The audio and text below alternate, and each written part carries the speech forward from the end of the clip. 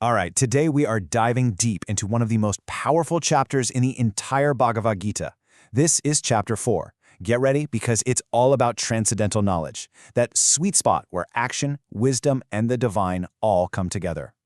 So, let me start by asking you a question, one that really frames this whole chapter. What if the most profound truths, the deepest wisdom about life, aren't things we have to invent, but things we've just forgotten? That's the mind-blowing idea Krishna is about to hit Arjuna with. And honestly, it's the foundation for everything we're going to talk about.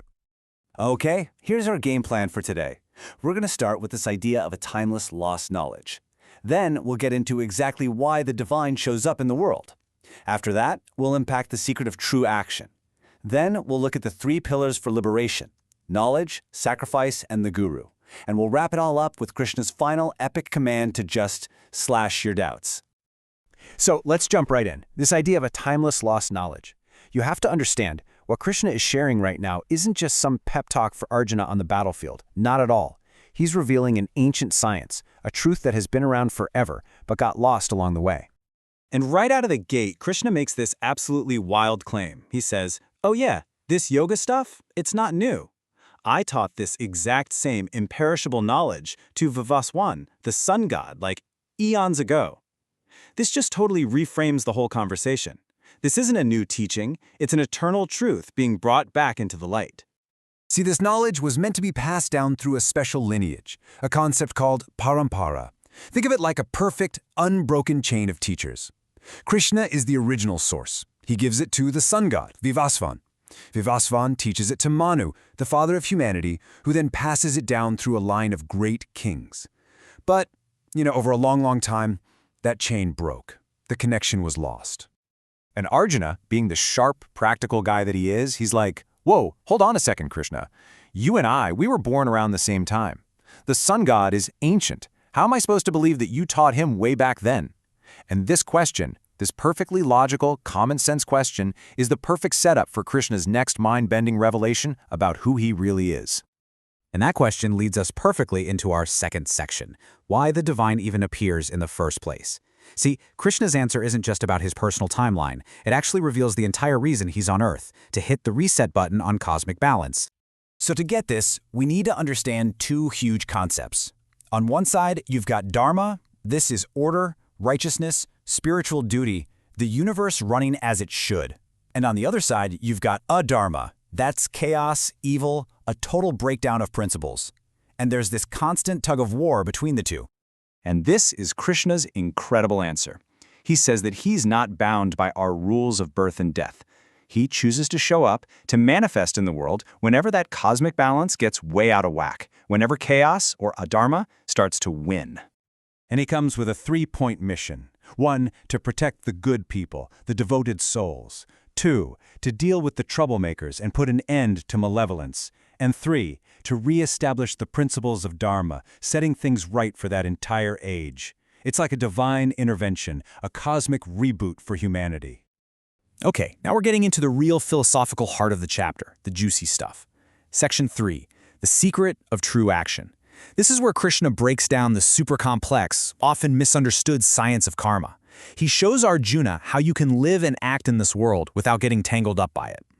So Krishna explains that there are 3 kinds of action. First, there's karma. These are your prescribed duties, the things you're supposed to do.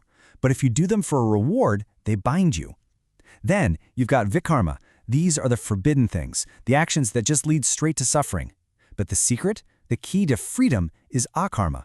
This is spiritual action, action done without any attachment to the result. And this is what sets you free. So get this. The exact same physical action can either trap you or liberate you. The difference has nothing to do with what you're doing. It has everything to do with the consciousness behind what you're doing. If you act for personal gain, for fame, for money, for ego, you get tangled. But if you do that very same thing as an offering, for a higher purpose with no strings attached, you're free. And this all leads to this famous, tricky-sounding paradox.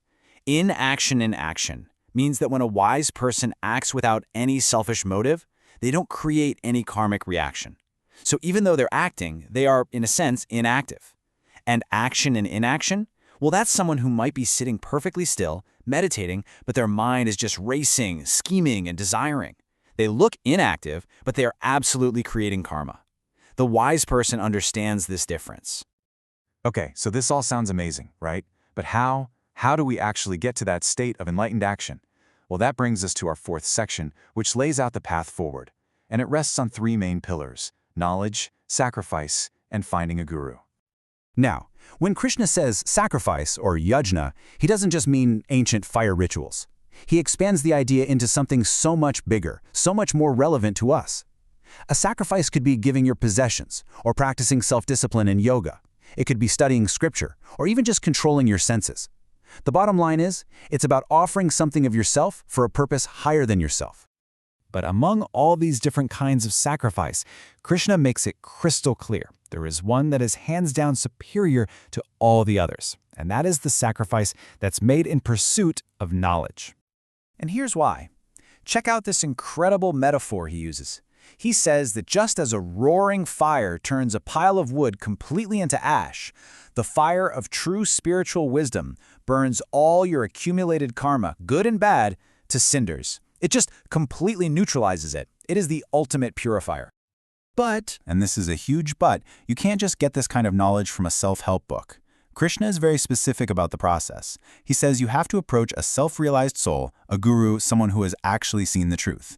Then you have to ask questions with humility, serve them, and then in return they will impart that realized knowledge to you. Which brings us to the grand finale, the climax of the whole chapter. Slash your doubts. After laying out all this profound philosophy, Krishna brings it all home with one direct, powerful, unmistakable command to Arjuna. All these ideas we've just covered, understanding your actions, the purpose of sacrifice, the nature of the divine, all of it gets forged together into a single powerful weapon, the sword of knowledge. And then Krishna delivers the final blow. He tells Arjuna, take this sword of knowledge and use it to slash to pieces those doubts inside your heart, the ones that are born from ignorance. The entire philosophical masterclass boils down to this single actionable moment. Take this wisdom, ground yourself in this practice of yoga, and now get up and do your duty. Stand and fight. So we'll end on a question, but this one's for you. This ancient wisdom isn't just a story, it's a practical toolkit for your life. So as you go about your week, maybe think about this. What doubt, what fear, what hesitation born from ignorance in your own heart is just waiting for you to pick up that sword of knowledge?